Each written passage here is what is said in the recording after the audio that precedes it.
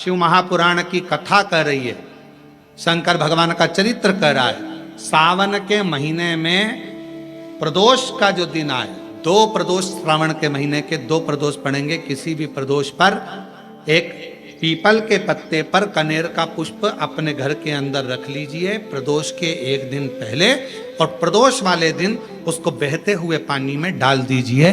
जिंदगी में जो तुम्हारे यहाँ तकलीफ चल रही है, एक उठ रहा है, एक बैठ रहा है, एक बीमार पड़ रहा है, एक ठीक हो रहा है, फिर बीमार पड़ रहा है, फिर ठीक हो रहा है, ये ठीक हुआ, फिर इसको हो गया, फिर इसको कुछ हो गया, फिर किसी को कुछ हो गया, अर्थात शिव का नाम लेकर। और फिर ही ध्यान देना, इस क्रम को करने के लिए आपको तुम रुकेश्वर महादेव का नाम लेना पड़ेगा। कौन से महादेव का नाम बोलना है? तुम रुकेश्वर महादेव। आप में से कोई गया है काशी में? सारनाथ महादेव का दर्शन किया आप लोगों ने? काशी में सारनाथ महादेव हैं। पीछे वाले हाथ उठाए हैं, ये लोग होकर आए हैं, माता जी भी होकर आए, इधर से भी कई लोग उठाए। काशी में सारनाथ महादेव हैं, और जो दर्शन कर कर आए हैं उनके चरणों को हमारी तरफ से नमन है, प्रणाम। काशी। और यदि संसार का कोई व्यक्ति अगर मान लो काशी में जाकर सारनाथ भगवान का दर्शन ना कर पावे और उसकी जिंदगी में बहुत कर्जा है, इतना भी धन नहीं है कि काशी जाकर सारनाथ भगवान का दर्शन करे, तो शिव महापुराण की कथा कहती है अगर बन सके तो 5 बेलपत्र, 5 दुर्वा, 5 कनेर का पुष्प, 5 काली तिल हाथ में रखकर सारनाथ भगवान का स्मरण कर कर भगवान शंकर के मंदिर में शिवलिंग पर समर्पित करें, और शिवलिंग पर समर्पित कर कर सारनाथ भगवान का स्मरण कर कर लोटा भरकर जल शिव को समर्पित करें। उसी का थोड़ा सा जल झेल कर लेकर आकर अपने घर व्यापार के ऊपर छिड़कना प्रारंभ करे। धीरे धीरे 3 महीना भी नहीं लगेगा, व्यापार वृद्धि करेगा, कर्जा चूकना प्रारंभ हो जाएगा। सारनाथ भगवान का इतना महत्व, बोले सारनाथ महादेव की, शिव का इतना, उसको जाने, उसको पहचान। काशी में जितने भी शिव भक्त कावड़ चढ़ाने के लिए काशी में विश्वनाथ जी के यहां जाते हैं, वो सारनाथ जरूर जाते हैं।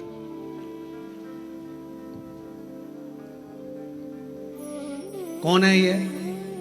कहा एक सारंग ऋषि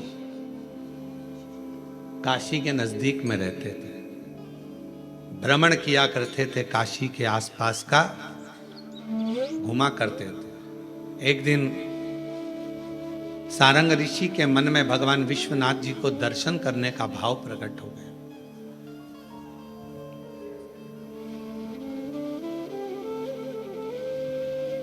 काशी से थोड़ी सी दूरी पर इनका निवास था। काशी में प्रवेश नहीं करते। अब भगवान शिव की आराधना कर रहे, साधना कर रहे, और काशी में फिर इनके मन में आया कि भगवान नहीं दर्शन दे रहे तो मैं काशी में जाऊंगा, पर शिव मुझे दर्शन दे, मुझे निमंत्रण दे तो मैं काशी में जाऊं। अब शिव महापुराण की कथा कितनी बड़ी बात कहती है। स्वयं तुमरुका जी ने चंचुला देवी से कहा, जिसका पति प्रेत योनि में पड़ा था, मुक्ति के लिए साधन कर रही है चंचुला, ईसर जी गोरा जी यजमान बन कर बैठे हैं, और उस समय पर तुमरुका जी बोल रहे हैं चंचुला देवी से, चंचुला काशी की धरा पर शिव महापुराण में और भगवान शंकर के मंदिर में वही पहुंचता है जिसको शंकर भगवान हाथ पकड़ कर लेकर जाते हैं, जिसको भगवान ओघड़दानी भगवान शिव लेकर जाते। तुमरुका जी चंचुला देवी से कहते हैं काशी में प्रवेश बिना शंकर की आज्ञा के कोई नहीं। शिव जी हाथ पकड़ेंगे तो कोई काशी जाएगा, शिव जी हाथ पकड़ेंगे तो कोई शिवालय जाएगा, शिव जी हाथ पकड़ेंगे तो कोई शिव महापुराण तक जाएगा। चंचुला देवी तू तो भटक रही थी, तेरा पति तो प्रेत योनि में पड़ गया, क्योंकि ब्राह्मण होने के बाद भी उसने अच्छा कर्म नहीं करा था, चोरी का धन लेकर जा रहा था, दीवार कूद रहा था, कूदने पर उसको मालूम नहीं पड़ा कि नीचे जल भरा हुआ है, जल में डूबकर तेरा पति मर गया। और शास्त्र कहता है पानी में डूबकर मरे हुए व्यक्ति को मोक्ष नहीं मिलता, इसलिए तेरे पति को मुक्ति नहीं मिली।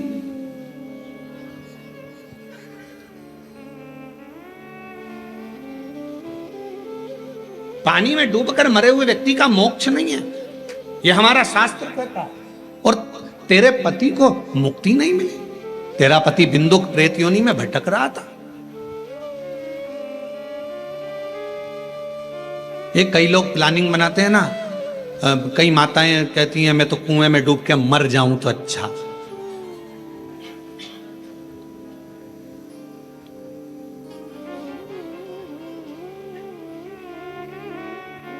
रस्सी से लटक जाऊं तो अच्छा, गाड़ी के नीचे आ जाऊं, तालाब में कूद जाऊं, ये सब ओल्ड फैशन है। ये कोई सुसाइड करने का न्यू फैशन है क्या? ये तो सब सुसाइड के ओल्ड फैशन है। कुछ नया फैशन लेकर आओ। रस्सी से टंग जाना ये भी ओल्ड है, पानी में कूद के मर जाना ये भी ओल्ड है, दवाई खा के मर जाना ये भी ओल्ड फैशन है, गाड़ी के नीचे आ जाना ये भी ओल्ड। न्यू फैशन सुसाइड लाओ। अगर सुसाइड करना ही है तो न्यू फैशन लेकर आओ। और वो नया फैशन कौन सा है? तो वो नया फैशन ये है, कितना भी दुख आ जाए, कितनी भी तकलीफ आ जाए, कितना भी कर्जे में डूब जाऊं, चाहे कितनी भी परेशानी में आ जाऊं, ऐसे मरने वाली नहीं हूं। छाती पे सबके मूंग दलूंगी, मेहनत 4 गुना करूंगी, मेहनत 4 गुना करूंगी, सबकी छाती पे यही मूंग दलूंगी। कोई कितनी भी गाली दे, देसी घी की रोटी मल मल के खाऊंगी और खूब दमदारी से जिंदगी जीऊंगी। मरूंगी काय को? रस्सी पे टंग जाना, 2 मिनट में मर जाओ, फिर अगला जन्म, फिर वो बकरी बनो, बिच्छू बनो, इल्ली बनो, छिपकली बनो, कीड़ा बनो। और अभी बारिश में देखना नई नई डिजाइन के कीड़े बन रहे हैं, जो सुसाइड कर कर मरते हैं वो सब यही बनते हैं। ऐसी नई नई जिंदगी, नया नया जीवन, और फिर आखिरी में मरते मरते मरते मरते पानी में, फिर हवा में, फिर वायु में, फिर खोपड़िया में, फिर जुआ बनना, इल्ली बनना। ये सब ये जितने सुसाइड, इसीलिए निवेदन है सुसाइड का प्लानिंग नहीं करना कभी भी जिंदगी में। कितना भी गम आ जाए, कितना भी दुख आ जाए, कितनी भी तकलीफ आ जाए, कितना भी कर्जा बढ़ जाए, कोई कितना भी प्रेशर दे दे, माइंड में कितना भी प्रेशर बढ़ जाए, फिर भी सुसाइड करने का प्लानिंग नहीं करना। प्लानिंग ये करना, कर्जा अपन ने लिया है, तकलीफ अपनी है, अपन निपटेंगे, खूब दमदारी से मेहनत करेंगे।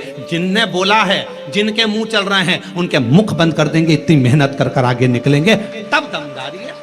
तब मालूम पड़े तकलीफ, depression depression depression depression, tension tension tension, मर जा।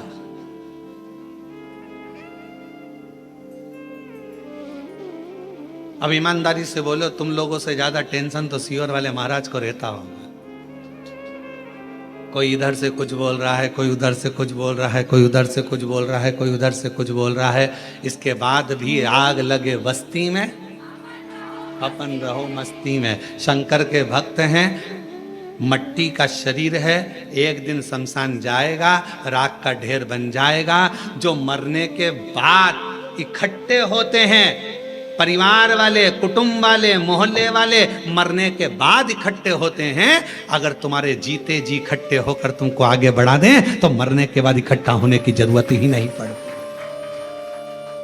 ये परिवार, ये कुटुंब, ये नाते, ये रिश्ते एकाग्रित कब होते हैं? जब व्यक्ति मर जाता है। जब तकलीफ में था खड़े हो जाते, जब दुख में था पूरा मोहल्ला एक हो जाता, जब तकलीफ में था पूरा परिवार एक हो जाता। तो व्यक्ति इतनी जल्दी मरता नहीं, उसकी उम्र बढ़ जाती। थोड़ा और 2-4 साल जी लेता रे। तुम एकाग्रित तो होते, तुम इकट्ठे तो होते, पर तुमने उसको टॉर्चर कर कर कर, कोस कोस कर, अपशब्द कह कह कर उसको मार दिया। और बाद में जब मर गया, पूरा गांव, पूरा मोहल्ला, पूरी कॉलोनी इकट्ठी है। अब सब कह रहा बेचारा बहुत अच्छा था। अब समझ में आया जब फोटो पे माला चढ़ गई, बहुत अच्छा, जिंदगी बड़ी अच्छी। प्लानिंग मत करो, ये ओल्ड फैशन है। रस्सी में टंग जाना, पानी में डूब के मर जाना, ये सब ओल्ड है। न्यू फैशन तो ये है, खूब खाओ, शिव नाम गाओ, छाती पे मूंग दलते जाओ, अपना काम करते जाओ, अपनी मेहनत। कई बच्चे कहते हैं, हमने देखा कोटा साइड में जब बच्चे कोचिंग करने जाते हैं, कोचिंग में पास नहीं हो पाते, सुसाइड कर लेते हैं। उन बच्चों से निवेदन है, पढ़ने बैठे हो ना, तुम्हारे पिता के पास कोई प्रॉपर्टी की कमी तो नहीं है? अगर कमी होती तो तुम्हारे पिताजी कोटा तुम्हें पढ़ने ही नहीं भेजते। तुम्हारे पिताजी के पास कमी होती तो रायपुर पढ़ने नहीं भेजते। तुम्हारे पिताजी के पास कमी होती तो कोरबा पढ़ने नहीं भेजते, बिलासपुर नहीं भेजते। तुम्हारे पिता के पास पैसा होगा तभी तो पढ़ने भेजा होगा। तो क्यों सोचना नंबर कम आ गए, फेल हो गया, जॉब नहीं लगी, मर गया। अरे भाई इतनी सी बात, और मेहनत कर, 4 गुनी मेहनत कर, परिश्रम 4 गुना कर। दुनिया की ऐसी कौन सी कुर्सी है जिस पे मनुष्य नहीं बैठ सकता? बस आपका मेहनत और आपकी लगन।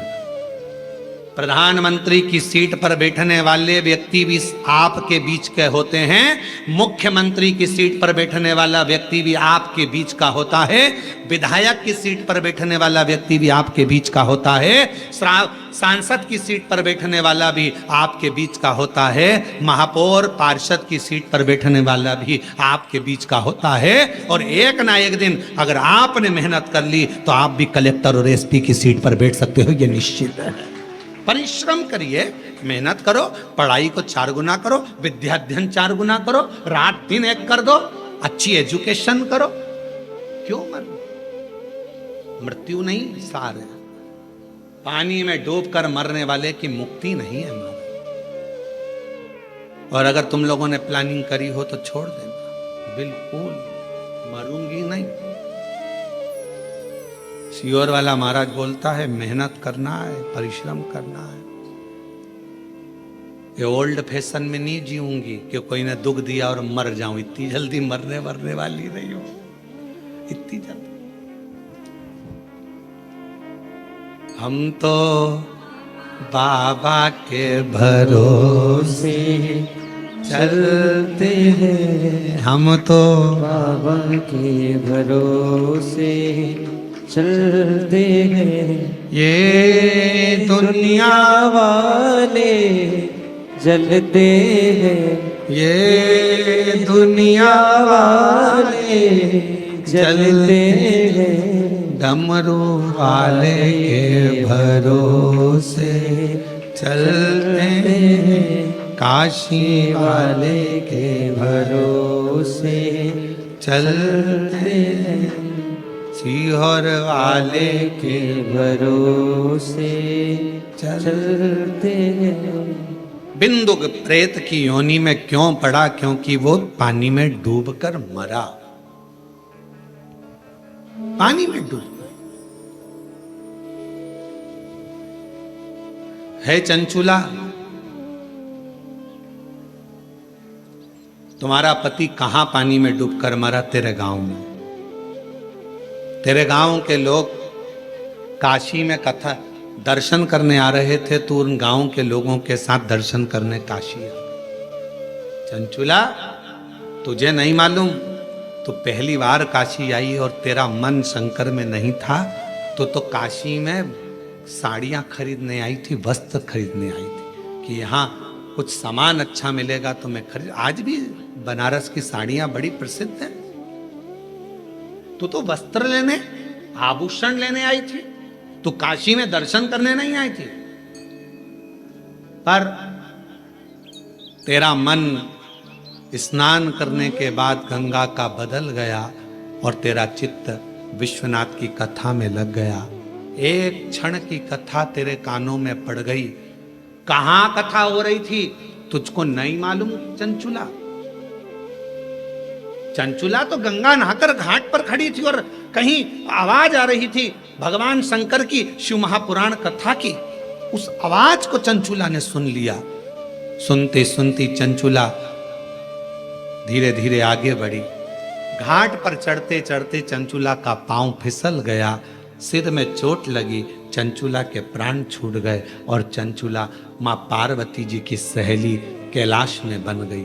केवल शिव महापुराण का थोड़ा सा शब्द गंगा का स्नान कर कर आगे बढ़ रही थी, कानों में किसी के मुख से शिव महापुराण का शब्द चले गया था और चंचुला तेरे प्राण छूट गए और तू माँ पार्वती जी की सहेली बन गई। चंचुला विचार कर, कहाँ तेरा पति मरा, कहाँ उसका प्रेत योनि हुआ, कहाँ वो भटकता रहा, कहाँ तू काशी पहुंच गई, कहाँ तूने प्राण त्याग दिए और प्राण त्याग कर तू पार्वती जी की सहेली बनकर आज शिव महापुराण के यजमान बनकर कथा सुन रही। ईसर गोरा जी के साथ में, शिव पार्वती के साथ। कौन लाया?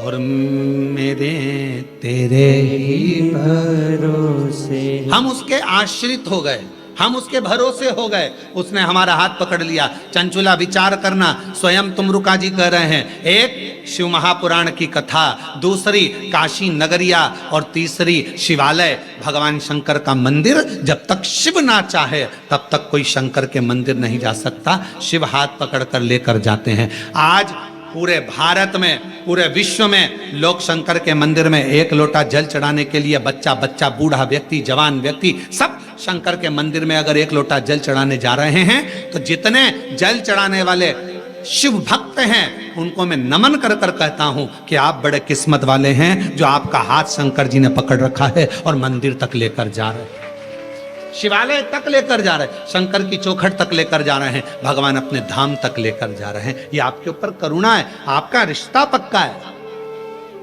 संबंध पक्का। और नाता एक भोले जी से दूजा नाता तोड़ दे, रिश्ता एक शंभू जी से दूजा रिश्ता तोड़ दे। साधु संगे राम रंग शिव रंग रंगिए, जाई विधि राखे शंभू ताई विधि रंगिए। जैसा मेरा शंकर राखे उस हिसाब से रहने का प्रयास करें।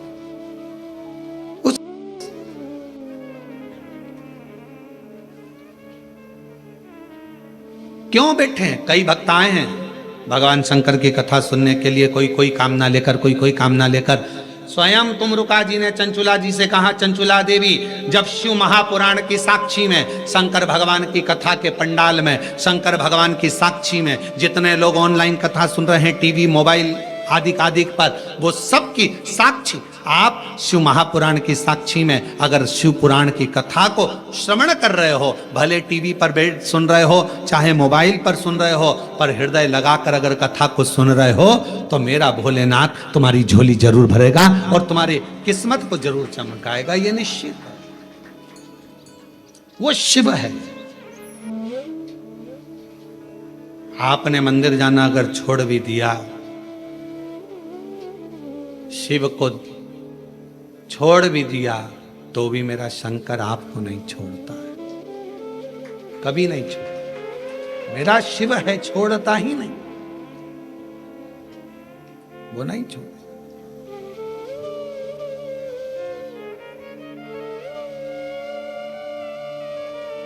सारनाथ भगवान की कथा कर रही, संगम ऋषि काशी के बाहर भ्रमण कर रहे हैं, काशी के अंदर नहीं आए। मुझे शिव बुलाएं, मैं काशी आऊं। क्या करते थे सारनाथ संगम ऋषि, क्या करते थे? काशी के अंदर अगर कोई दर्शन के लिए जा रहा है, छोटा सा झोपड़ा बनाकर उसको उस छोटे से झोपड़े में रुकाकर उसको हाथ जोड़कर कहते, क्या प्यास लगी है, भूख लगी है, कुछ टिक्कड़ बना दूं, कुछ पानी पिला दूं? पूछते।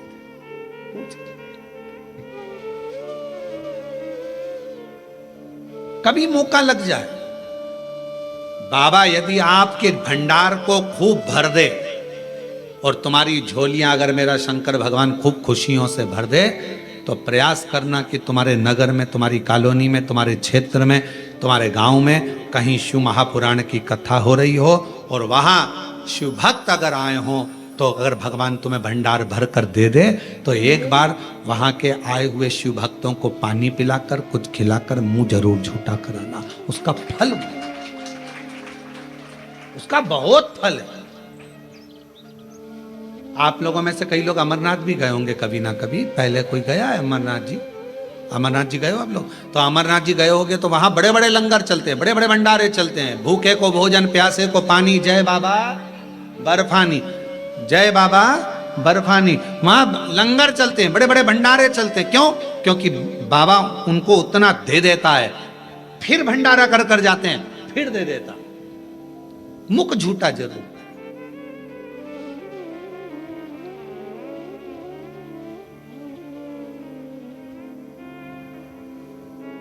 कितना सुंदर प्रसंग है भगवान के विवाह का। बारात चल रही है शंकर जी की, आगे आगे 33 कोटि देवता हैं, पीछे उनके भूत चुड़ैल डाकनी पिशाचनी है, उसके पीछे शंकर भगवान है, भस्म लपेटे हुए हैं, सर्प पड़ा हुआ है, धीरे धीरे डमरू शंकर भगवान बजा रहे हैं। इंद्रदेव ने तो मना भी करा था कि आप डमरू मत बजाओ। शंकर जी बोले थे मेरी शादी है, मैं खुद अपने शादी में बाजा बजाना चाहता हूं, इसलिए वो बजा, खुद बजा। चले हिमालय राज्य को मालूम नहीं था कि शंकर जी की शादी में बारात में भूत चुड़ैल डाकनी पिशाचनी भूत भयंकर आ रहे, उनको नहीं मालूम था।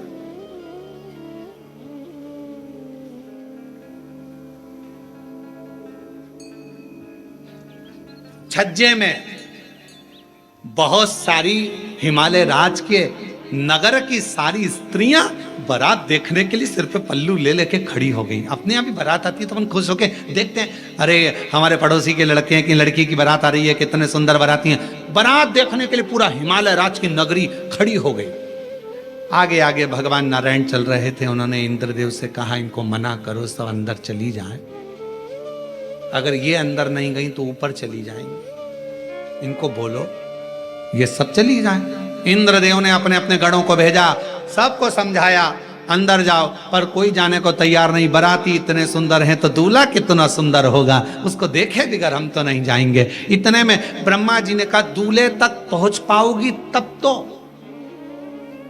दूल्हा और बाराती के बीच में कुछ और भी भरे हुए हैं, भूत चुड़ैल डाकनी पिशाचनी और भी, तुम वहां तक पहुंचोगी तब तो दिख पाओगी ना। पर कोई मानने को तैयार नहीं था, और जब मानने को तैयार नहीं, बारात तो निकल गई। बारात निकलने के बाद एक भयंकर भूत जिसके 12 पांव, मुख था ही नहीं, 12 हाथ और गर्दन में से जिभ्या निकल रही थी, हिल रही थी, और उसने अपनी जीवान को जो फेंका, इधर की सारी माताएं जितनी खड़ी थी सब इधर से इधर की सब बेहोश हो गई। इनके घर का एक बुजुर्ग आया, बुजुर्ग ने आकर निवेदन करा, आप बाबा के बाराती हो, सबका दर्शन करना है बाबा को, सब बेहोश हो जाएंगे तो दर्शन कैसे करेंगे, आप कृपा करो, मैं क्या आदर करूं, क्या सम्मान करूं। घर का बुजुर्ग निकल कर आया और हाथ जोड़कर कहा ये सारे घर आपके हैं, आप जो पाएं जहां रुकें वहां रुकें, पर इन सबको होश में तो आन दो। तब पीछे से गण ने जाकर शिव जी से प्रार्थना करी, बाबा हमें देखकर सब बेहोश हो जा रही हैं, पर आपका रूप देखें, ऐसी करुणा करो। शिव जी ने डमरू बजाकर सिर पर रखी हुई गंगा की धार को घुमाना प्रारंभ करा। जिस पर पानी पड़ता था वो गंगा की धार से उठकर बैठ जाता था और बड़ी आनंदता से शिव का दर्शन किया करता। शीश गंगा की धार, गले सर्पों का महादेवा, भोले कैसे करूं तेरी सेवा। शीश गंगा की धार, गले सर्पों का महादेवा, भोले कैसे करूं तेरी सेवा। सारंग ऋषि ने एक नियम बना लिया, मेरे काशी में कोई प्रवेश करेगा उसका जल में पिलाऊंगा, काशी में कोई प्रवेश करेगा भोजन में कराऊंगा, काशी में कोई प्रवेश करेगा उसकी सेवा में करूंगा। कोई नगर में प्रवेश करे, बाहर दूर दूर से अगर कोई शिव भक्त अगर कभी योग लग जाए, शंकर के भक्त यदि जिंदगी में कहीं आपको मिलते हैं तो प्रयास करना उन शिव भक्तों की सेवा करने का, यदि मौका मिले तो अवश्य सेवा करो, अवश्य सेवा, अवश्य सेवा। अगर शिव भक्त मिले हैं सेवा में तत्पर करो। सारंग जी ने, सारंग ऋषि ने वही क्रम करा। एक बार भगवान शंकर का दर्शन करने के लिए सारंग ऋषि तप करने के लिए बैठ गए, पर मेरे ओघड़दानी मेरे शंभु भगवान नहीं आए, शंकर भगवान नहीं आए। सारंग ऋषि को मालूम पड़ा शिव जी आते नहीं है, तो सारंग ऋषि ने उसी समय पर भगवान शिव की तपस्या को छोड़कर मां जगत जननी अम्बा जगदम्बा की तपस्या करना प्रारंभ करी और पार्वती जी को अपनी बहन मान ली। मां जगत जननी पार्वती को अपनी बहन मान ली। रिश्ता किसे कहते हैं? अभी हमने कहा कि कुबरेश्वर धाम सीहोर अगर आओ तो ये सोचकर आना कि आप अपने पिता के घर आ, मायके आ रहे हो।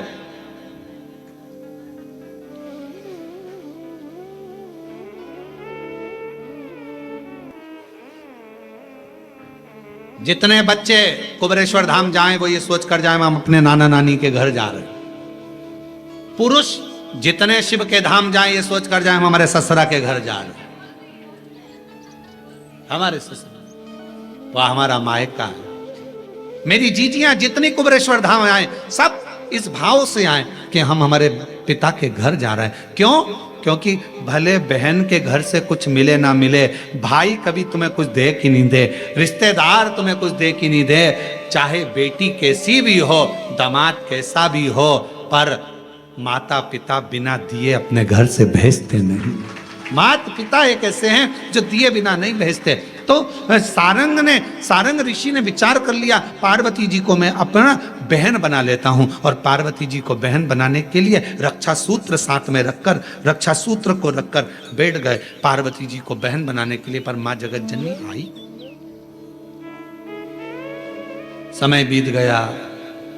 एक दिन माता के मन में भाव उत्पन्न हुआ, पूछूं तो सारंग ने मुझे बहन बनाया है, जाती हूं। सारंग के पास पहुंची मां, रक्षा सूत्र को उठाकर सारंग ने कहा मां मेरे हाथ में बांध दीजिए। माता ने रक्षा सूत्र सारंग के हाथ में बांधा। मां दीदी शिव का दर्शन करना, शिव का दर्शन ठीक है। पार्वती जी ने कहा यदि तुम शिव भक्तों की सेवा करते हो तो शंकर के दर्शन में देरी नहीं होगी, पर तुम तो गोंद की तरह चिपके हुए हो, बिल्कुल शिव की आराधना में उठते ही नहीं हो। मुझे शिव का दर्शन ठीक है। पार्वती जी ने बाबा देवाधिदेव महादेव से कहा एक सारंग ऋषि है, तप करता है, आपका भजन करता है, आपका स्मरण करता है, मंत्र जाप करता है, चलिए उसके पास चलिए, उसको दर्शन। शिव जी ने कहा ठीक है पार्वती, अगर तुम कह रही हो तो मैं दर्शन देने को तैयार हूं। भगवान शंकर आज सारंग ऋषि के सम्मुख में प्रकट हो गए। प्रकट होकर कहा शिव जी ने चलो हमारे साथ काशी में प्रवेश करो। बाबा काशी में तो प्रवेश कर लूंगा, मना नहीं, पर निवेदन ऐसा है आज आपने मुझे जो दर्शन दिया है बाबा, इतनी करुणा करना, इतनी कृपा करना बाबा। काशी में मैं जहां रहूं, जिस स्थान पर रहूं और जिस स्थान पर मैं रहूं उस स्थान पर आपका दर्शन मुझे होता रहे बाबा। दुनिया का कोई भी व्यक्ति जिस स्थान पर मैंने आपका दर्शन करा इस स्थान पर आए तो उसकी मनोकामना पूर्ण हो जाए, ऐसी कृपा कर देना। और कितना सुंदर कहा है, मंदिर बनाया तो अपने लिए नहीं सर्व जगत के लिए बनाए। सारंग ऋषि ने अगर मांगा भगवान शिव से, सर्व जगत के हित के लिए मांगा, सर्व जगत। और आज भी नियम है, काशी में अगर कोई कावड़ चढ़ाने के लिए जाता है, काशी में कोई दर्शन करने विश्वनाथ जी के जाता है तो सारनाथ महाराज के दर्शन, सारनाथ महादेव के दर्शन जरूर करता है। एक दिन सारंग ऋषि बूढ़े से हो गए, अवस्था ढल गई, अवस्था डल गई, कौन आए सेवा करने। तो भगवान एक दिन सारंगनाथ को, सारंग ऋषि को प्यास लगी, गंगा का जल लेने के लिए ना जा सके, शिवजी को याद करा, शंकर भगवान ने वहीं पर कुंड को प्रकट कर दिया, वहीं कुंड। और सारंग ऋषि के सम्मुख में कुंड को प्रकट करा। देव अधिदेव महादेव ने कहा सारंग ऋषि से, सारंग जी तुम्हारे सम्मुख में यह कुंड प्रकट है, मैं देव अधिदेव महादेव यहां लिंग रूप में प्रकट रहूंगा, इस शिवलिंग का नाम तुम्हारे नाम से जोड़ा जाएगा, इसको लोग सारनाथ कहा, सारंगनाथ।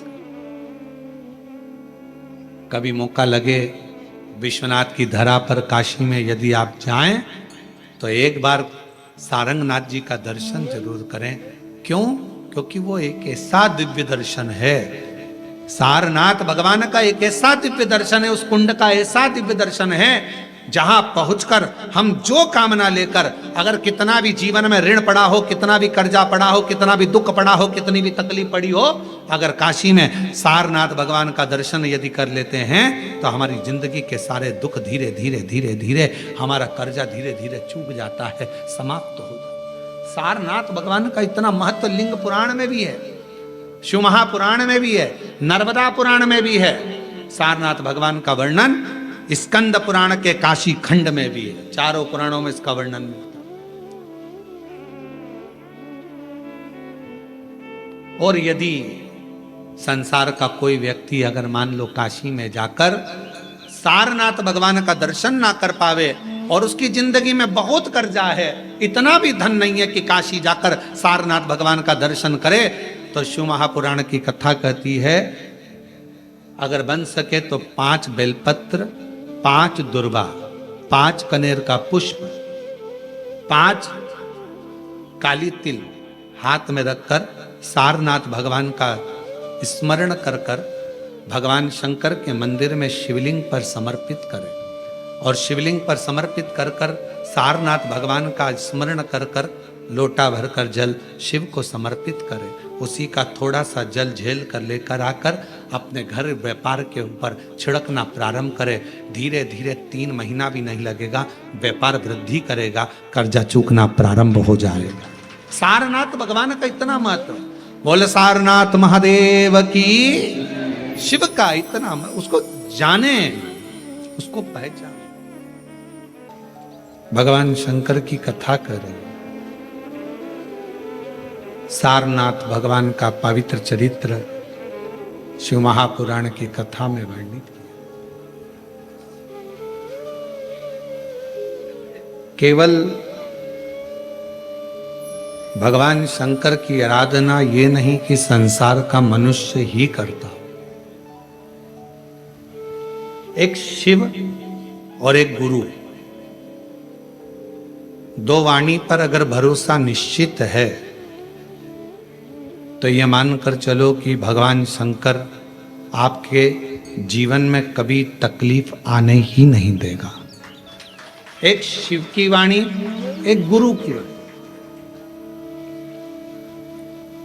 पर कभी कभी ऐसा योग बन जाता है, एक बार नंदी के सम्मुख में कैलाश धाम पर भगवान शंकर विराजमान थे, नेत्र बंद थे, साधना में डूबे हुए थे।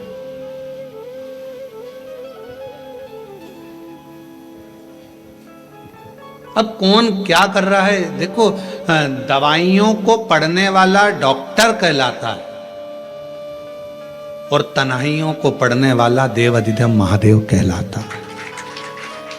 जो दवाइयां पढ़ ले वो डॉक्टर है, दवाई पढ़ लेगा डॉक्टर, दवाइयां अपने हिसाब से दे देगा डॉक्टर, पर तुम्हारी भीतर की जो तन्हाई है, तुम्हारे भीतर का जो दर्द है, तुम्हारे भीतर की जो तकलीफें हैं, दुख है, कष्ट है, किससे कहो।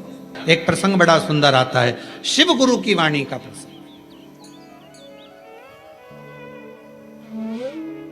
मेरे भगवान ओघड़दानी बैठे हुए थे कैलाश पर, थोड़ा असुरों का आगमन हुआ। अब नंदी समझ नहीं पाए कि यह असुर क्यों आए।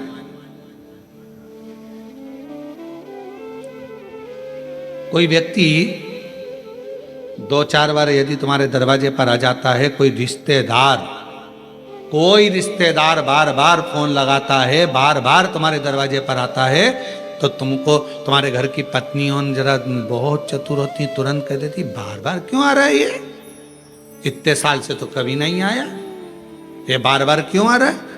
धर्म पत्नियां बड़ा एकदम तुरंत सोच लेती, तुरंत आखिर बात क्या।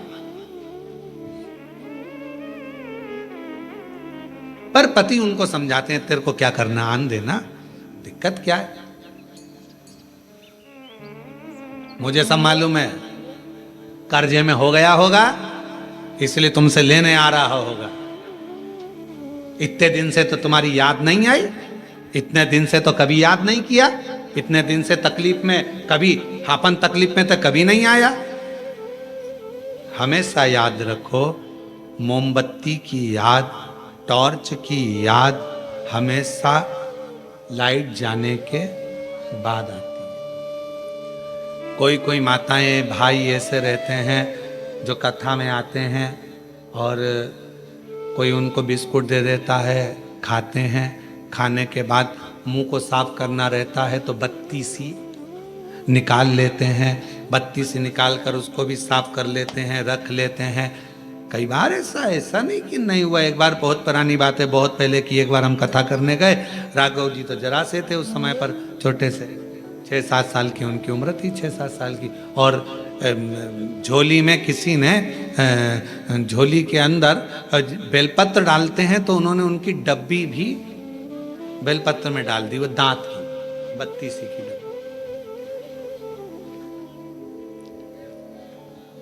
कोई बत्ती सी की डब्बी भी उसमें झोली में डाल दी, और बत्ती सी की डब्बी जैसी झोली में पड़ी और झोली पड़कर सीहोर गई, और सीहोर जाने पर राघव जी ने खोली, और खोले तो आवाज निकाल, पापा देखो, पापा देखो, किसी के दांत आ गए। अब वो हो सकता है कभी कभी योग संजोग में आ जाए, तो दांत की जरूरत, हमने कहा कि उसको दांत की जरूरत कब पड़ेगी, जब वो कुछ खाने के लिए बैठे।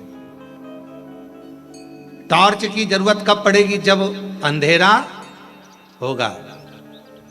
और फिर एक बात याद रखना, चाबी की जरूरत, तुम्हारे घर के ताला लग गया और उसकी चाबी की जरूरत कब पड़ेगी, जब ताला खोलना,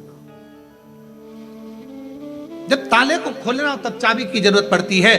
खाने बैठोगे तो दांत की जरूरत पड़ती है, अखबार पढ़ने बैठोगे तो चश्मे की, जम के बोलो जरा, चश्मे की जरूरत पड़ती है।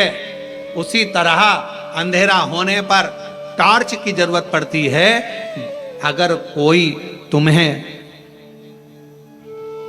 अपने बुरे समय पर याद कर रहा है तो समझ लेना आप उसके लिए टॉर्च हो, प्रकाश करने वाले हो, उसकी जिंदगी का उजाला कर। आप ये ना सोचो कि हमारी जरूरत, क्यों ताला खोल रहे हो, क्यों दरवाजा खोल रहे हो, क्या करना अपने को, होन दो, क्या परेशान होन दो उसको, ना ना ना ना, उसको जरूरत पड़ी है, वो अपना है, अपना है। और फिर निवेदन है, मत बुरे कर्म कर बंदे वरना पछताएगा, भगवान की आंखों से तू बच नहीं पाएगा, तू बच नहीं पाएगा। अरे ओ अज्ञानी मत करना, अरे ओ अज्ञानी मत करना दानी, तेरे कर्म का फल भी तू ही पाएगा, जैसा किया तूने तेरे आगे आएगा। मत बुरे कर्म कर बंदे वरना पछताएगा, भगवान की आंखों से तू बच नहीं पाएगा, तू बच नहीं पाएगा। अपने कर्म का दंड अपने को भोगना है, जिसका कर्म जो भोगेगा, अपने को क्या करना, अपन तो अपना कर्म करते जाओ। अगर भगवान ने आपको इस लायक बनाया है, भगवान ने आपको उस लायक बनाया है कि किसी के दुख के समय में आप किसी का हेल्प कर सकते हो, सहयोग कर सकते हो, तो जरूर करो। हम पहले भी कथा में कहे, किसी को शिक्षा की जरूरत है शिक्षा दीजिए, किसी को चिकित्सा की जरूरत है उसको चिकित्सा दीजिए।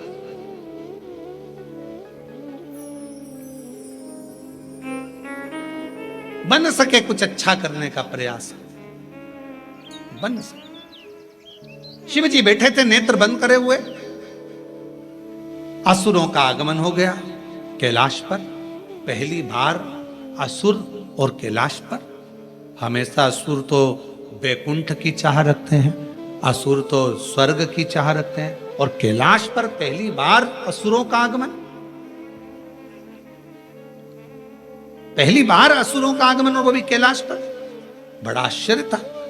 शिव जी बैठे थे नेत्र बंद करके। भगवान शंकर को मालूम था क्यों आए। मां जगतजननी भी मुस्कुरा रही थी, उनको भी मालूम था कि क्यों आए हैं, क्यों आए।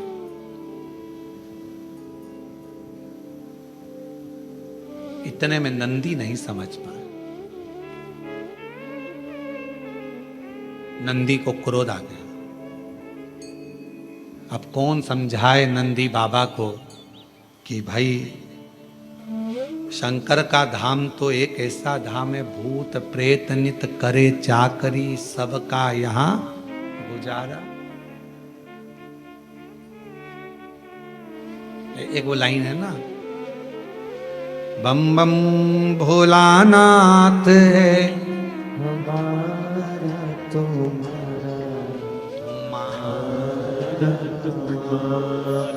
भूत प्रेत नित करे चाकरी, सबका यहाँ गुजारा।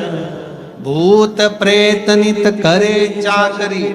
अब नंदी को कौन समझाए, नंदी को कौन बताए कि यहाँ जो प्रेत आए हैं, यहाँ पर जो असुर आए हैं, ये असुर कोई साधारण नहीं है। हो सकता है शिव की आराधना करने आए,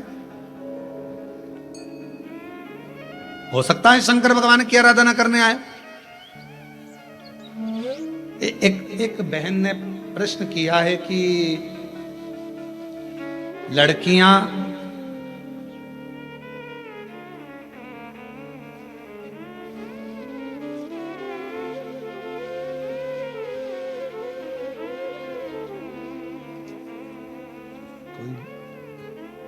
कोई बहन ने लिखा है 11 साल के बाद मेरी बहू के घर में संतान की प्राप्ति हुई है, पर उन्होंने फिर लिखा है कि लड़कियां रुद्राक्ष पहन सकती हैं, धारण कर सकती हैं। हमने पहले भी कथा में कहा, आज फिर कहते हैं, शंकर भगवान की आराधना, शिव की साधना, शंकर भगवान का अभिषेक, शंकर भगवान की पूजन, शंकर भगवान का रुद्राक्ष, शिव जी का चढ़ा हुआ जल का आचमन, स्त्री हो, पुरुष हो, नाग हो, किन्नर हो, गंधर्व हो, अप्सरा हो, चाहे पशु हो, चाहे पक्षी हो, शिव जी की आराधना करने का हक सबका होता है, सबका। अब इसमें यह नहीं सोचना कि स्त्री रुद्राक्ष पहन सकती है कि नहीं पहन सकती। मेरी मां जगतजननी अंबा दुर्गा भवानी के गले में रुद्राक्ष की माला है, मां मेरी बगलामुखी के गले में रुद्राक्ष की माला है, मां मेरी तारा माता के गले में रुद्राक्ष की माला है, मां कामाख्या माता के गले में रुद्राक्ष की माला है, मेरी जगतजननी महागौरी, कुष्मांडा, चंद्रघंटा, स्कांदा, जितनी माताओं का दर्शन करोगे सबके गले में रुद्राक्ष की माला है।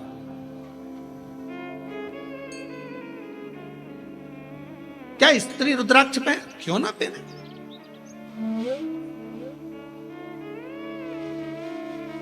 क्यों गुरुजी, क्या हम भगवान शंकर पर चढ़े हुए बेलपत्र का सेवन कर सकते हैं? क्यों नहीं कर सकते? मांगो शंकर भगवान से। शिव जी पे चढ़ा हुआ बेलपत्र जब उठाओ, शंकर भगवान के सामने हाथ लगाकर स्पर्श, भगवान शिव से बेलपत्र मांग कर कहो, मेरे शरीर में रोग है बाबा, औषधि बन जाओ बाबा, इसको औषधि बना दीजिए। महामृत्युंजय देव, मेरे शंकर औघड़दानी, आप औषधि के रूप में इसको कर दीजिए। शिव जी से मांग कर लाओ, खाओ, वो औषधि का कार्य करेगा। क्यों नहीं करेगा? शिव की आराधना सबके लिए, सबके लिए। शिव महापुराण की कथा कहती है, भगवान शंकर का चरित्र कथा है, शंकर भगवान का पवित्र कथा का वर्णन यहां शिव महापुराण की कथा कहती है। यदि मान लो आप अगर शंकर के मंदिर तक भी ना जा पाए तो उसका स्मरण ही मात्र कर लो, श्री शिवाय नमस्ते। मात्र स्मरण करो, मात्र स्मरण। आप कुछ करे ही ना। कितना कितना वर्णन है महाराज जी। असुर आए और उन असुरों के आने पर, उन असुरों के पहुंचने पर नंदीश्वर के मन में ये भाव उत्पन्न हो गया, ये कुछ कहीं कैलाश धाम को नष्ट करने तो नहीं आए, कहीं ये कैलाश धाम को नष्ट करने तो नहीं आए।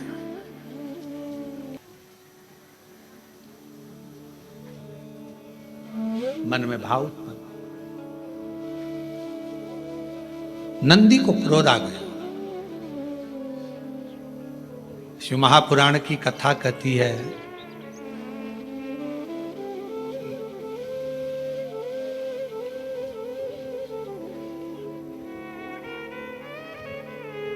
थोड़ी थोड़ी सी बात पर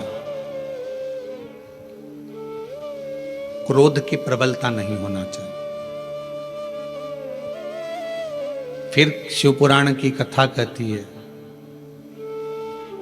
जितने भी आपके करीब में 2, 5, 4, 6, 3, 8, 10 जो भी तुम्हारे करीब में रहते हैं, सबके प्रति स्नेह का भाव होना चाहिए, सबके प्रति स्नेह। पर नंदी शिवजी के करीब में रहने के बाद भी आज असुरों पर क्रोध कर बैठा। शिवजी को यह पसंद नहीं आया।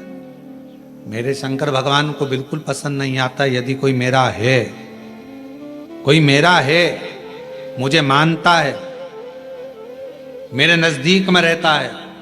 शिव की आराधना करने वाले को शीतलता का ध्यान रखना ही पड़ेगा।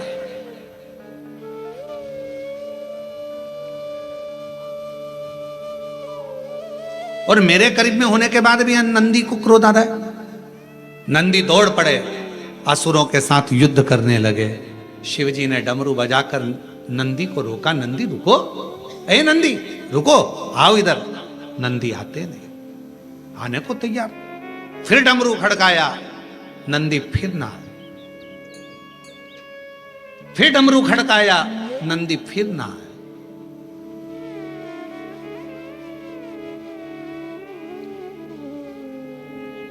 जब असुरों को भगा दिया, नंदी वापिस आए। शिवजी को बहुत क्रोध आया, बहुत। मंदिर के अंदर कोई पशुपतिनाथ का व्रत कर रहा है, मंदिर के अंदर कोई 16 सोमवार कर रहा है, संकट सोमवार कर रहा है, सोमवार का व्रत कर रहा है, और वहाँ का सेवादार, वहाँ का ट्रस्टी, वहाँ का पुजारी, वहाँ पर सेवा करने वाला व्यक्ति या कोई मंदिर को संभालने वाला व्यक्ति, सब पर चिड़ चिड़ चिड़ चिड़, क्रोध, अपशब्द और सबको भगाने का काम करे, समझ लेना कि उसकी विनाश का टाइम आ गया, उसकी विनाश का समय। कैलाश पर तो नंदी असुरों को भगाए थे, केवल असुर। और नंदी को लगा कि ये असुर है, इनको भगा दूं, ये पूरे मेरे कैलाश पर उत्पात मचाएंगे। शिव को पसंद नहीं आया। भगवान शंकर का कार्य है सबको जोड़ना, शिवजी का काम तोड़ने का नहीं, जोड़ने का है। शंकर भगवान डमरू का नाद क्यों करे? क्योंकि सबको जोड़ने का क्रम उत्पन्न किया, सबको जोड़ना ये शिव का काम।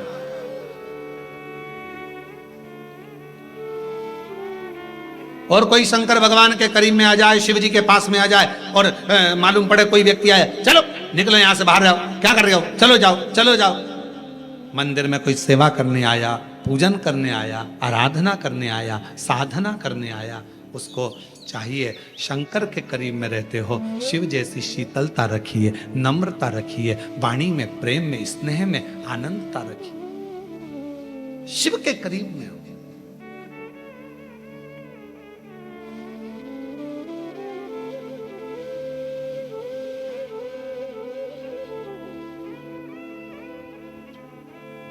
वो तो कोरबा के प्रशासन को, कोरबा के कलेक्टर महोदय को, यहाँ के SP, SSP, IG, DIG, commissioner, तहसीलदार, चिकित्सा विभाग, पीडब्ल्यूडी विभाग, इन सबको धन्यवाद देना चाहिए कि ऑनलाइन कथा होने के बाद भी तुम्हें इतनी संख्या में यहां पर बिठाकर रखा। ऑनलाइन कथा होने के बाद आप लोग यहां बैठे हो, इसका धन्यवाद देना चाहिए। नहीं तो ऑनलाइन कथा का मतलब होता है जितनी जगह में कथा की परमिशन हुई उतनी ही जगह की कथा का मूलता रहे। इस पुलिस प्रशासन को जाते जाते साधुवाद देना, धन्यवाद देना, भैया आपने कम से कम हमको कथा तो सुनने दी, बैठने तो दिया, आने तो दिया। कुछ नहीं तो कम से कम रोड पर खड़े होकर, कहीं पर भी खड़े होकर कान में शब्द, सावन के महीने में शिव महापुराण की कथा आप लोगों के स्नेह से सुन तो ली। नहीं तो ऑनलाइन का मतलब तो केवल ऑनलाइन होता, साधुता।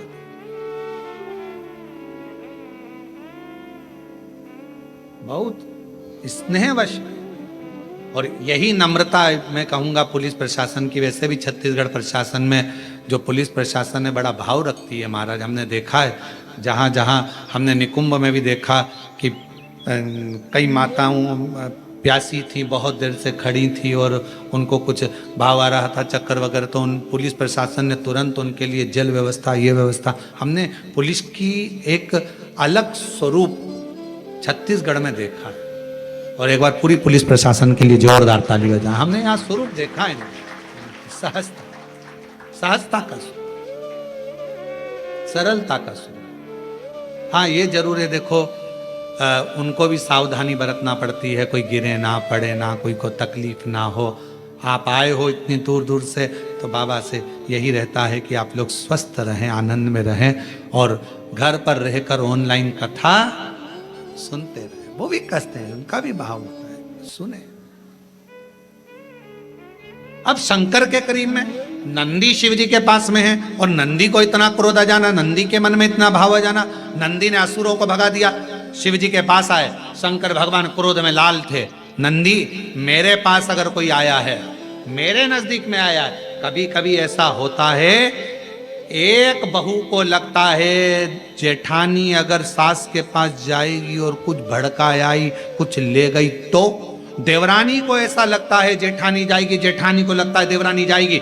जैसे ही एक बहू रहती है रायपुर में, एक बहू रहती है बिलासपुर में, एक बहू रहती है कोरबा में। कोरबा वाली बहू जब जैसे ही रायपुर और बिलासपुर वाली बहू आई, जैसे ही वो वहां रहने वाली दिवाली पर, होली पर आई, तो इसके मन में आएगा क्या बता मम्मी को क्या कहेगी वो। उसको लगता है कि जो साथ में रहती है वो कुछ भड़काती रहती होगी, इसको लगता है वो कुछ कहती रहती होगी। निवेदन है, ये सब भ्रांतियां, इसको सब भ्रम कहते हैं। सास अन्न खाती है, सास भोजन करती है, अरे बोलो तो जम के खाती है ना। सास भी भोजन करती है ना, उसको मालूम है कौन अच्छा कौन बुरा।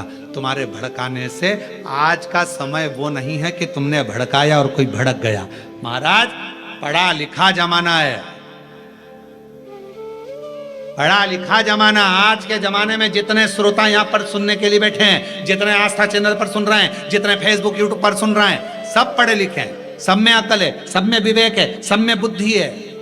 कोई तुमको गुमराह नहीं करेगा, कोई तुमको कहीं गुमराह करने वाला नहीं मिलेगा। सब में विवेक है, सब जानते हैं कि कथा क्या होती है, कथा का रसतत्व क्या होता है, कथा की मूलता क्या होती है, सबको मालूम है। नंदी नहीं समझ पाए तो नंदी पर क्रोध आ गया शिव जी का, मेरे करीब में आए और तुमने भगाया। ए नंदी, मैं शिव, तू हमेशा मेरे साथ में मेरे चरणों के पास रहता था। आज नंदी, आज से तू मेरे करीब में नहीं रहेगा। नंदी, मैं मंदिर के अंदर होऊंगा तो तू मंदिर के, जम के बोलो, मंदिर के बाहर होगा। नंदी से एक गलती हुई कि असुर आए थे और नंदी को बुलाया गया, नंदी को कहा गया। शिव की वाणी को, शिव के शब्द को, गुरु के शब्द को नंदी समझ नहीं पाए, डमरू के नाद को नहीं समझ पाए। और तब भगवान शंकर ने कहा, नंदी आज से तू मेरे मंदिर के बाहर होगा। तू मंदिर के बाहर, मंदिर के अंदर। महाराज शिव महापुराण की कथा कहती है, अगर मौका मिले और शंकर की भक्ति का मौका मिल जाए, हम कथा में पहले भी कहे, अगर आप शंकर जी के मंदिर में जा रहे हो, शिव की आराधना कर रहे हो, शंकर के मंदिर में जाकर पशुपति व्रत कर रहे हो, जल चढ़ा रहे हो, आराधना कर रहे हो, शंकर के मंदिर में अगर कोई गलती भी कर रहा है तो शिव के सामने कभी उसकी गलती को मत बताओ, कभी ही मत बताओ।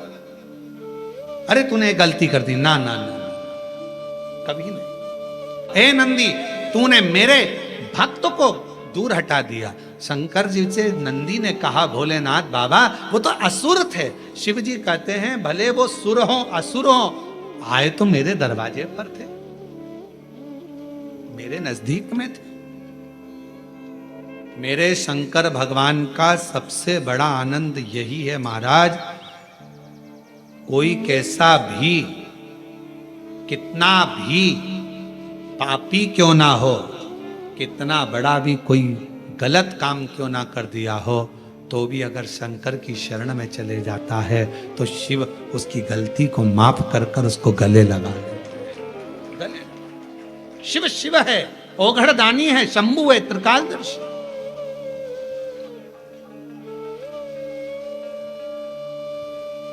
महाराज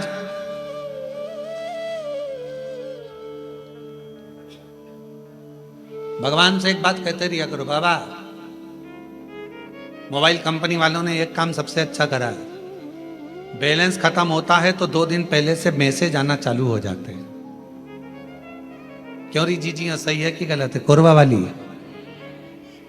है जीजा, उन बोलो तो सही है।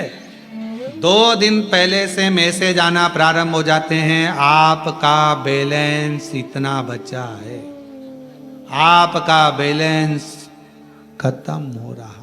2 दिन पहले से मैसेज आते हैं। बाबा से प्रार्थना करना, जब हमारा अंतिम समय हो तो 2 दिन पहले से मैसेज कर देना। 2 दिन तो शिवजी पूछेंगे 2 दिन पहले से मैसेज कर दूं क्यों?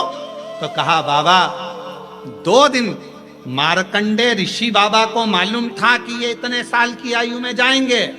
जब मार्कंडे ऋषि मरने का समय आया तो उनके पिताजी ने उनको भगवान शंकर की भक्ति में लगा दिया। मार्कंडे ऋषि के प्राण नहीं छूटे, अमर हो गए मार्कंडे जी। बाबा 2 दिन पहले से, जब आने की सूचना 9 महीने पहले हो जाती है तो जाने की सूचना 9 मिनट पहले तो दो। आने की सूचना 9 महीने पहले हो जाती है।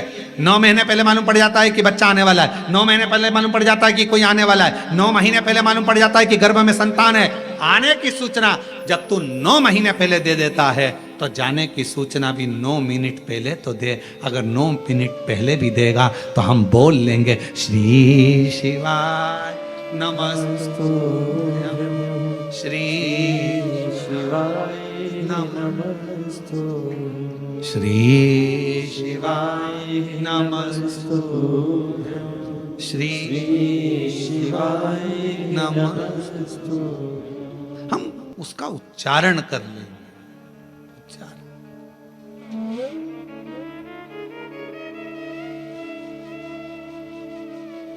थोड़े समय पहले मोबाइल का बैलेंस खत्म हो रहा है, खत्म। और कितना सुंदर है, बैंक की डायरी बता देती है बैलेंस कितना है, आपकी वाणी बता देती है शिव की भक्ति कितनी है। ये आपकी वाणी बताएगी। बैंक की डायरी बता देगी कि बैलेंस कितना है, आपकी वाणी।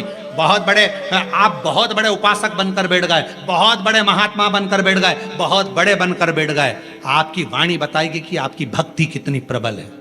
अगर आपको क्रोध आ रहा है, चिड़चिड़ प्रवृत्ति है, बद्दुआ दे रहे हो, अपशब्द कह रहे हो, जरा जरा सी बात में चिढ़ रहे हो, जरा जरा सी बात में क्रोध कर रहे हो, कुछ ना कुछ आपके मुख से अपशब्द निकल रहा है, आपकी वाणी में मालूम पड़ जाएगा कि आपकी भक्ति कितनी प्रबल, कितनी प्रबल।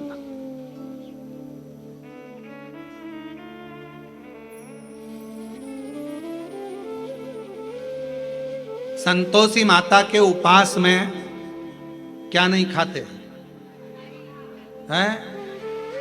खट्टा नहीं खाते, बस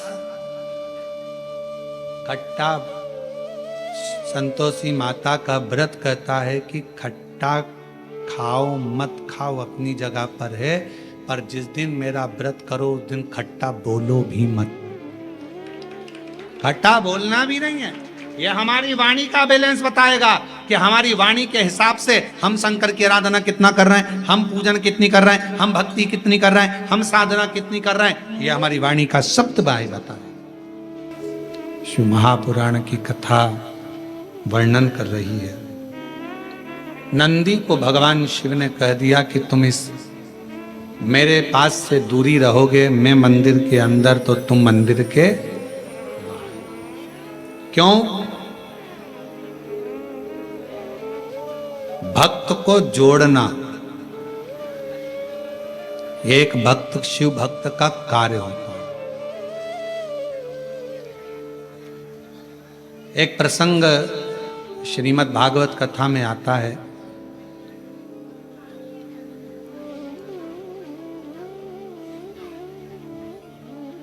ब्रह्मा जी भगवान कृष्ण जी की परीक्षा ले रहे हैं और ब्रह्मदेव ने ग्वाल वालों को और बछड़ों को भगवान से दूर कर दिया। जितने ग्वाल वाल थे भगवान कृष्ण के साथ के, उनको और गाय चराने गए थे, उन गऊओं को ब्रह्मा जी ने परीक्षा लेने के लिए दूर कर दिया।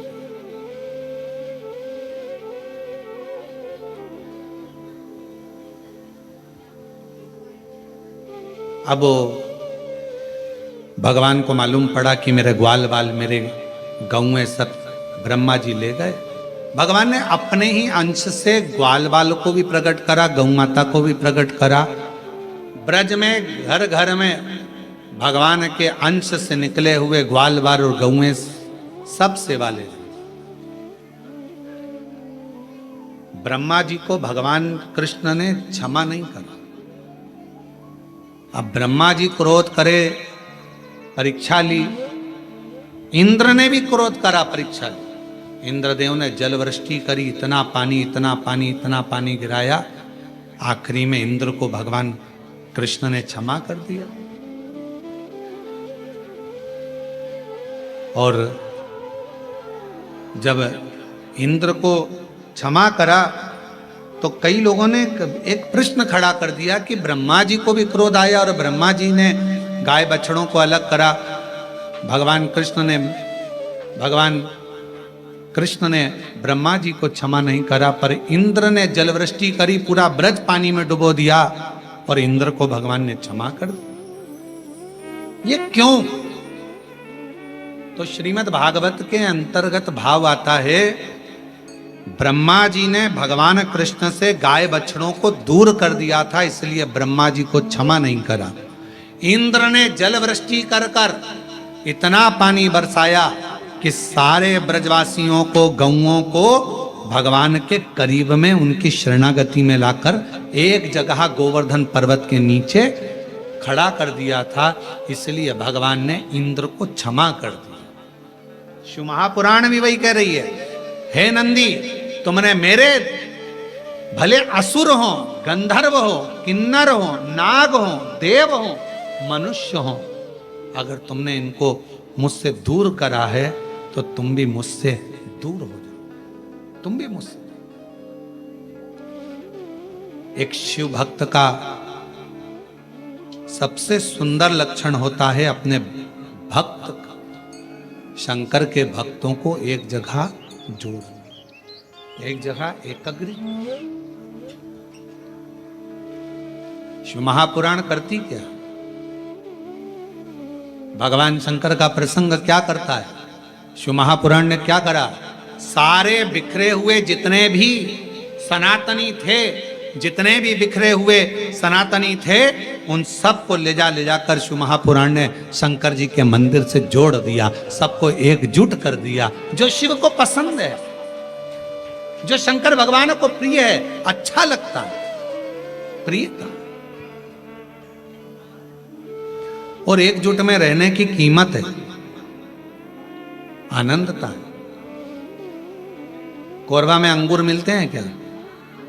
है? मिलते हैं? अच्छा, अंगूर का जो गुच्छा होता है बहुत सारा बड़ा वाला, और अंगूर बिखरे हुए रहते हैं ठेले के ऊपर, डलिया में पड़े रहते हैं। दोनों में अंतर होता है कि नहीं होता है? जो बिखरे पड़े हैं उसकी कीमत ज्यादा होती है कि गुच्छे वाले की कीमत ज्यादा होती है? गुच्छे वाले की कीमत ज्यादा है, मतलब जो एक साथ हैं, एक डाली से चिपके हुए हैं, वो कीमत वाला है। जो बिखर गया उसकी कोई कीमत नहीं। उसी तरह सनातनी अगर एक साथ जुट है, एक जैसा एक जगह पर एकजुट होकर रह रहा है, तो वो कीमत वाला। और दुनिया तुमको एकजुट रहने नहीं देती, तोड़ने का काम, तोड़ने का। शिव महापुराण की कथा ने जोड़ा है, लोगों को एकजुट करने का प्रयास कर रहा है। और रहो, इसीलिए ये ऑनलाइन शिव महापुराण की कथा करती क्या है? ऑनलाइन का मतलब है कि सब एकजुट होकर एक जगह पर रहकर, परिवार में रहकर, अपने कुटुंब में रहकर भगवान शंकर की अविरल भक्ति को धारण करो, धारण। आगे प्रसंग आया, माँ जगत जननी जगदम्बा का स्नान करना, उपटन से भगवान श्री गणेश जी महाराज का प्रागट्य करना। भगवान श्री गणेश जी महाराज आ रहे हैं, जोरदार ताली बजाकर स्वागत वंदन करिए भाव से। भगवान श्री गणेश जी महाराज का हर हर महादेव।